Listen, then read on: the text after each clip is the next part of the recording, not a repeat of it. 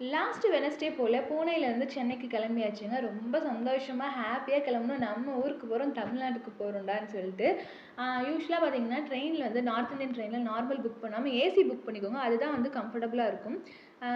ரொம்பவும் குளிரெலாம் இல்லை, கரெக்டாக தான் இருந்துச்சு. ஆனால் எப்போவுமே சாப்பாடு கட்டிட்டு போவோம். அன்றைக்கி பார்த்தீங்கன்னா சாப்பாடு கட்டிட்டு போகல. சரி நம்ம வாங்கிக்கலாம், கொஞ்சம் லேசினஸாக இருக்கிற சிப்ஸு ஸ்நாக்ஸை மட்டும் தூக்கி போட்டு கிளம்பிட்டோம்.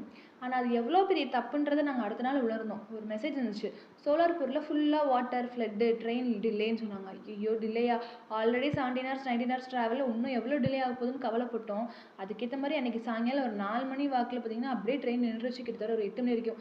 சரி நமக்கு சேஃப்டி தான் முக்கியம், பத்திரமா உயிரோடு இருக்கோமேன்னு நினச்சிட்டு நாங்கள் அப்படியே இருந்தோம். ஆனால் சாப்பாடு கிடைக்கல, தண்ணி கிடைக்கல, ரொம்ப கஷ்டமாயிடுச்சுங்க. அதுக்கப்புறம் ஒரு 9 மணி வாக்கில் கூட்டின்ற ஸ்டேஷனுக்கு போச்சு. அங்கே மக்கள் எல்லாம் அவ்வளோ அடிச்சுக்கிட்டு நாரினாங்க, சாப்பாடு கிடைக்க ரொம்ப கஷ்டப்பட்டு நாங்கள் வாங்கிட்டு வந்து இருக்கிறத ஏதோ அட்ஜஸ்ட் பண்ணி சாப்பிட்டு அன்றைக்கி டே போச்சு. அடுத்த நாள் எப்படா சென்னைக்கு போதுன்னு ஆயிடுச்சு. இருக்கிற ஸ்நாக்ஸ் எல்லாம் சாப்பிட்டுட்டே இருந்தோமா. அப்புறமா மத்தியானம் தேர்ஸ்டே மத்தியானம் வெனஸ்டே நைட் விடிகாலில் ஏறி தேர்ஸ்டே மத்தியானம் ஒரு 1:30 மணி போல தாங்க நாங்கள் சென்னை எக்மோருக்கு ரீச் ஆனோம்.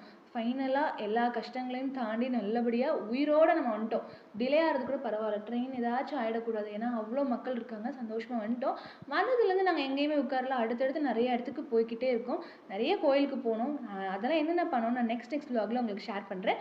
இந்த மாதிரி வீடியோ பிடிச்சா கண்டிப்பாக லைக் பண்ணுங்கள், சப்ஸ்கிரைப் பண்ணுங்கள். தேங்க்ஸ் ஃபார் வாட்சிங்.